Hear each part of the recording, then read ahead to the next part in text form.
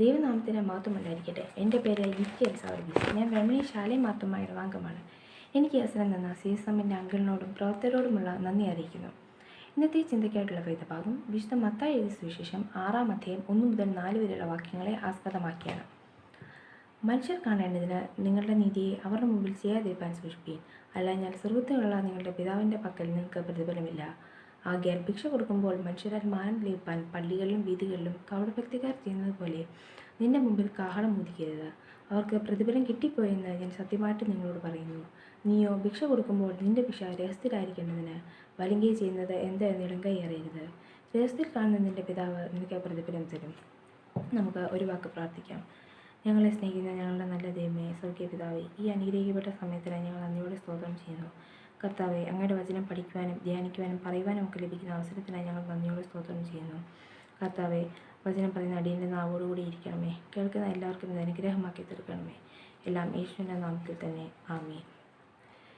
ഈ വേദഭാഗത്തിൽ നിന്ന് മനസ്സിലാക്കാനുള്ളത്, ഒന്നാമതായി ദൈവത്തെ പ്രസാദിപ്പിക്കുന്നവരായിരിക്കുക. നാം ചെയ്യുന്ന നീതിപ്രവൃത്തികൾ മനുഷ്യരുടെ പ്രീതിക്ക് വേണ്ടിയല്ല, മറിച്ച് ദൈവനാമ മഹത്വത്തിനായി ചെയ്യുക. നാം കർത്താവിന് എന്നവണ്ണം ചെയ്യുമ്പോൾ പ്രതിഫലം അവൻ്റെ പക്കലുണ്ട്.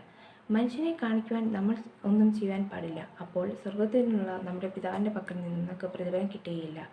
രണ്ടാമതായി പറയാനുള്ളത്, ദൈവം നമുക്ക് തരുന്ന നന്മ നാം മറ്റുള്ളവർക്ക് പങ്കുവയ്ക്കുന്നവരായിരിക്കണം. ദൈവമാണ് നമുക്ക് നന്മ തരുന്നത്.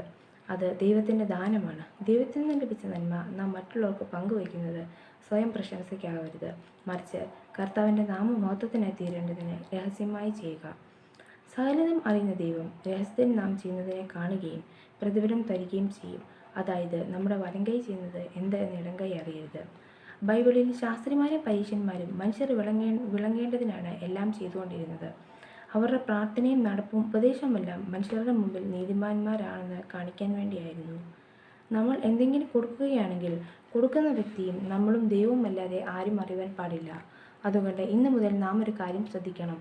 കൊടുക്കുവാനുള്ള ബാധ്യത നമുക്കുണ്ട്. കാരണം നമ്മുടെ പൂർവ്വപിതാക്കന്മാരും നമ്മളും കണ്ണീരോടും നിരാശയോടും പട്ടിണിയോടുമൊക്കെ ആയിരുന്ന സമയത്ത് നമ്മുടെ യജമാനനായിരുന്ന ദൈവം ആ പ്രതിസന്ധിയൊക്കെ കണ്ടിട്ട് അവനുണ്ടായിരുന്നത് അവൻ നമ്മെ ഏൽപ്പിച്ചതാണ്.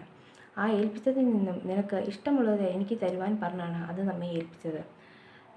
നിശ്ചയമായും നമ്മുടെ വിശ്വാസികളുടെ പിതാവായ അബ്രഹാമിലേക്ക് നോക്കുമ്പോൾ, അബ്രഹാമിന് ഇതെല്ലാം ദൈവം കൊടുത്തപ്പോൾ അവന് കിട്ടിയത് സകലത്തിൽ നിന്നും 10-1 ദൈവത്തിന് കൊടുക്കുവാൻ തയ്യാറായി.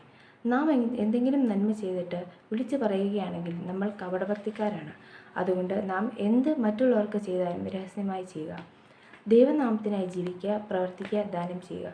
ഈ വചനങ്ങൾ ദൈവം നമ്മെ അനുഗ്രഹിക്കുമാറാകട്ടെ.